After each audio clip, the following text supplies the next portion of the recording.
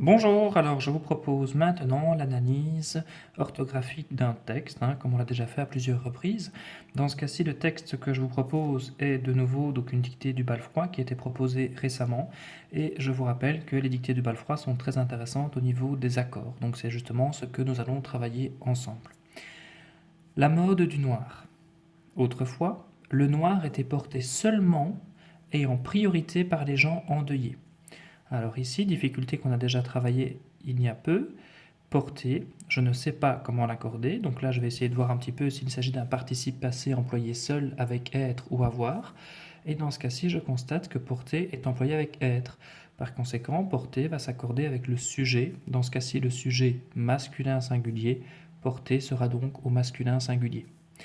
Alors seulement, je suis ici face à un adverbe en ment, et je vous rappelle que pour écrire correctement un adverbe en ment, je vais essayer de rechercher l'adjectif dont il est dérivé, dans ce cas-ci seul.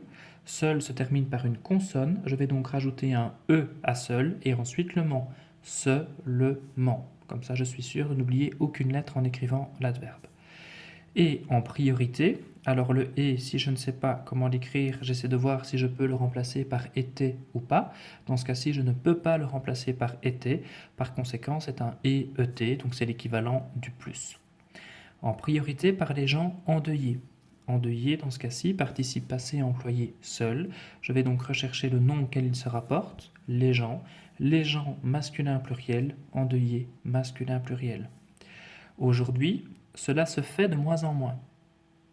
Pourtant, c'était une forme de respect pour la personne disparue qui nous était chère. Alors, dans ce cas-ci, disparu, participe passé employé seul, donc il va s'accorder avec le nom auquel il se rapporte, la personne féminin singulier, disparu féminin singulier. Qui nous était cher, donc cher se rapporte à la personne, ce n'est pas un participe passé, mais je dois l'accorder ici avec la personne, puisque c'est la personne qui nous était chère, donc féminin singulier également. Est-il besoin de cela pour manifester notre tristesse? Alors, deux particularités intéressantes à analyser. Ici, manifester. Si je ne sais pas si manifester s'écrit avec un E accent aigu ou avec ER, je vais essayer de le remplacer par faire ou dire pour voir en fait si manifester dans ce cas-ci est un infinitif ou pas.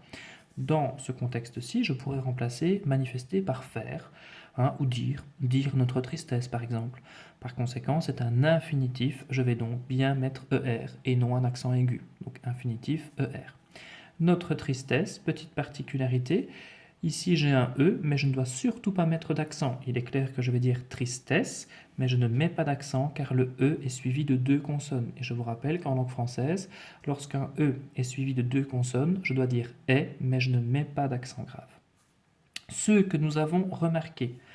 Remarquer participe passé employé avec avoir. Dans ce cas-ci, il va donc s'accorder avec le CD si celui-ci est placé devant. Alors, ceux que nous avons remarqué qui? Ceux, d'accord? Donc masculin pluriel, remarquer sera au masculin pluriel. En une telle tenue, n'étaient peut-être pas les plus malheureux. Donc étaient, dans ce cas-ci, c'est ceux, donc masculin pluriel, donc par conséquent, c'est la troisième personne du pluriel. Donc était, troisième personne du pluriel. Alors, peut-être, on en a parlé ici il n'y a pas très longtemps. Je vous rappelle que peut-être peut être écrit en deux mots, peut être, donc cet enfant peut être gentil, d'accord? Donc dans ce cas-là, c'est le verbe, donc cet enfant peut, suivi de l'infinitif, donc il peut être gentil. Mais par contre, dans ce cas-ci, c'est tout à fait différent. Dans ce cas-ci, j'ai le peut-être que je peux remplacer par probablement, d'accord? Donc, une telle tenue n'était probablement pas ceux que nous avons remarqués en une telle tenue n'étaient probablement pas les plus malheureux. Je peux remplacer dans ce cas-ci peut-être par probablement, donc c'est un adverbe. Je vais donc bien mettre mon trait d'union. Maintenant, le noir est à l'hiver ce que le bleu marine est à l'été, selon le vieil adage. Alors le est, idem, si je ne sais pas comment l'écrire, je vois si je peux le remplacer par était ou pas. Et oui, dans ce cas-ci, je pourrais. Donc le noir était à l'hiver ce que le bleu marine était à l'été. Donc par conséquent, dans ce cas-ci, les deux est sont en fait donc le verbe être conjugué à la troisième personne du singulier. Donc est, est, est. Le noir est à l'hiver, le A, si je ne sais pas comment l'écrire, je vois si je peux le remplacer par avait ou pas. Dans ce cas-ci, je ne peux pas. Donc, je vais mettre mon accent. Donc, le noir est à l'hiver, ce que le bleu marine est à l'été. Donc, idem. A, je ne peux pas remplacer par avait. Je vais donc bien mettre un accent sur le A. Selon le vieil adage. Attention, vieille ici, je ne mets qu'un seul L puisque adage est au masculin. D'accord? Si maintenant on avait eu un nom féminin, ça aurait été vieille 2LE. Hein, une vieille dame, c'est vieille 2LE. Mais dans ce cas-ci, adage masculin, donc vieille, je mets un seul L.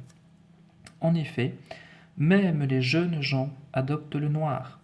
Donc les jeunes, je mets un S puisque cela se rapporte à Jean, hein, donc masculin pluriel, donc un S à jeune. Adopte troisième personne du pluriel, donc ENT, le noir.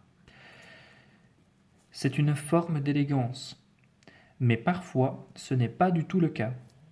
Alors, on a déjà travaillé ça ici. Dans ce cas-ci, je peux le remplacer par était, hein, mais parfois ce n'était pas du tout le cas. Donc, était, verbe être, donc EST.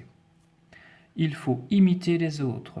Imiter, si je ne sais pas, hein, voilà, je me pose la question, est-ce que je dois mettre un E accent aigu ou ER? J'essaie de voir si je peux le remplacer par faire ou dire. Si oui, c'est un infinitif. Alors, il faut dire, hein, les autres par exemple, ou il faut dire aux autres. On pourrait éventuellement un peu modifier pour voir si je peux ou pas. Hein. Donc dans ce cas-ci, je peux le remplacer par faire ou dire. C'est donc un infinitif. Donc imiter, je vais mettre ER au bout. D'où il n'y a plus du tout d'originalité. Je ne peux pas remplacer le ou par ou bien dans ce cas-ci. Je vais donc bien mettre un accent. N'est-ce pas? On a déjà également travaillé ici. D'accord? Donc je pourrais remplacer le est dans ce cas-ci par n'était-ce pas. Donc était, c'est le verbe être, est. Voilà, donc ici on vient d'analyser donc certaines difficultés du texte. On est bien d'accord qu'on aurait pu, si on avait voulu, s'attarder sur chaque mot, parce qu'encore une fois, dans une dictée, chaque mot est hyper intéressant à analyser. Maintenant, j'ai sélectionné ici différents mots que je trouvais utile de revoir pour justement faire le lien avec d'autres matières qu'on a déjà vues de par le passé. Donc voilà, encore une fois, si maintenant vous avez envie de vous poser d'autres questions, rien ne vous empêche d'essayer de justifier vous-même hein, l'orthographe de certains mots, mais ici en tout cas voilà, je voulais déjà vous proposer une sélection de mots à analyser. À bientôt!